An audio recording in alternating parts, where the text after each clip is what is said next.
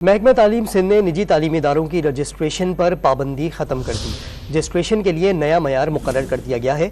मज़ीद जानते हैं नॉन न्यूज़ के नुमाइंदे सैयद वसीम से। वसीम, बताइएगा रजिस्ट्रेशन के लिए क्या मयार मुकर्रर किए गए हैं? जी बिल्कुल, देखिए 2 साल से ये पाबंदी आई थी, जिसको जो है वो खत्म किया गया है, क्योंकि जो सेंसिस हुई थी, सेंसिस के मुताबिक कराची के और सिंध के जो तालीमी इदारे हैं निजी, उनकी शुमारी मुहिम में वो कुछ स्कूलों की तादाद जो है वो सही नहीं आ सकी थी। उसकी वजह ये थी कि अनरजिस्टर्ड स्कूलों की भी तादाद शामिल थी। ताम अब directorate of private institution Sindh की जानिब से जो निजी तालीमी इदारे हैं, इनकी रजिस्ट्रेशन पर आई पाबंदी खत्म कर दी गई है।